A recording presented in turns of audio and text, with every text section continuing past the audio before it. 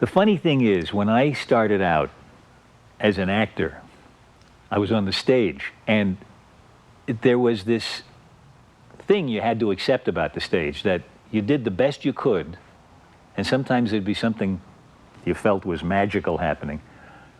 But that was the last time it would be seen. It would just sort of disappear into the air, and you had to accept that. And I remember thinking, but if you do that on film, it lasts forever. And there was this thought that we had decades ago, that films did last forever. And now we're beginning to understand that first it turns green, then it breaks up into a little powder, and then it goes off into the air, just like the stage production did. Tonight, on Treasures of the Academy, our documentary heritage and the race against time to preserve the films for future generations. Some of these films are close to being entirely extinct, that is, lost. You can't see them at all. As you will see with documentaries such as John Huston's Battle of San Pietro and Let There Be Light, motion pictures are our living history. Film is so full of information. Film can tell you so much stuff. And with every bit that is lost, we lose a link to our own culture. We don't want these stories to die.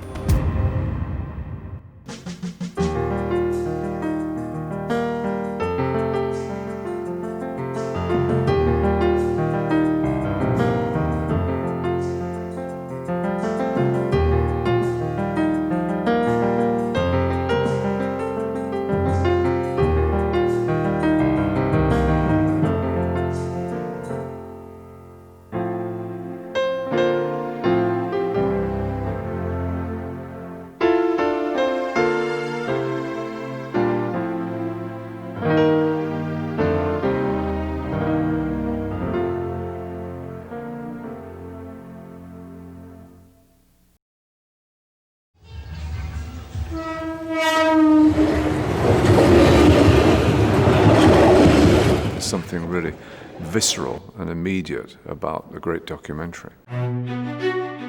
You feel you're seeing something for the first time. You feel you're really in on something. There's nothing between you and the experience. When film started, everything was a documentary, right? It was just somebody walking by the camera or a train coming in the station.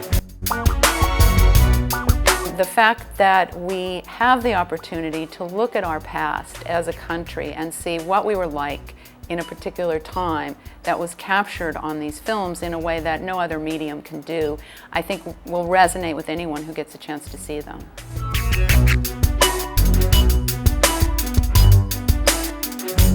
There's so much amazing work in the past, and it's still so relevant and so informative today. You can't ever beat that. That'll always be as valid as it was, and maybe even reverberates more sometimes. I think as a documentarian, you are the keeper of your heritage, of your culture, of your society, of anything you are very passionate about. And I think preservation is very important because we don't want these stories to die. Documentary films give an insight into the way we lived when they were made. I think My Up film is as good a social history of the second half of the 20th century England as anything, you know, not because it sets out to be, but just film is so full of information. Film can tell you so much stuff. So I think it's incredibly important to, you know, to honor the documentary and to preserve the documentary and to treat it with great respect. Wouldn't it be fantastic to see movies of Rome in Caesar's time? Wouldn't it be incredible to see Michelangelo painting the Sistine Chapel? Wouldn't it have been great to see just one scene from a Shakespearean play in the Globe Theatre in London? Today we have the ability to record these things, but what we don't have, what we're missing, is the willpower to preserve them. Right now what we're seeing is a past disintegrating before our eyes. I think everyone thought that, gee, these films are around forever, we have these images which we can always go back to, but they disappear on us. A lot of our motion picture heritage doesn't survive very well, and with documentaries it's even worse. before 1950, motion picture film was on nitrate stock, which means it can decompose. After that, it's a triacetate film stock and can start to have the vinegar syndrome, which means the base is literally being destroyed by this acetic acid, which causes it to warp and buckle. And of course, on top of that, then there is the possibility of color fade. Some of these films are close to being entirely extinct, that is, lost. You can't see them at all. It's not even an issue of just programming them and bringing them back to audiences, it's saving them from extinction entirely. We must preserve documentaries. Now that we've got the audience for the ones that are coming out now, we need to go back and re-examine the ones that were there in the 40s and the 50s. Look at them with fresh eyes, because they are part of our history.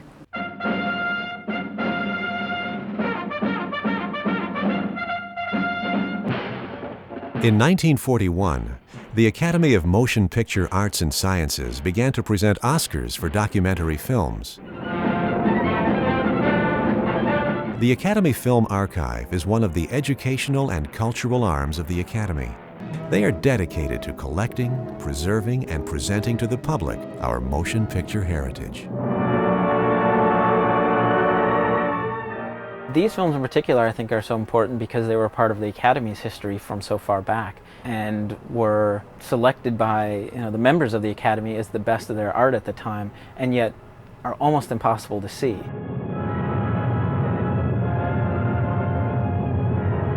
At the Academy, we're doing a lot of restoring and also harvesting. We've now, I think, got prints of all the documentaries that won an Oscar in that category, and now we're trying to build a library with all the nominated films. So we really are getting out there at the Academy and trying to build a big library of documentaries. The archive has done a wonderful job, particularly with the documentary. There's very little material to work with to do preservation because they were not acknowledged for the importance that they have, many of them, in the time that they were made.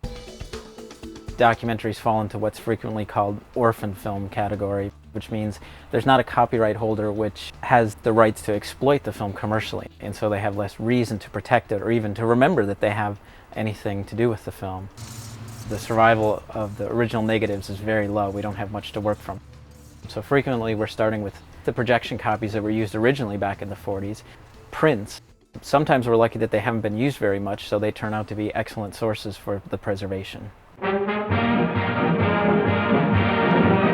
One particular title, With the Marines at Tarawa, would not have been possible to put it back together without part of the elements that were at the National Archives, and part of the elements that the Academy had, and part of the elements that Warner Brothers had at UCLA.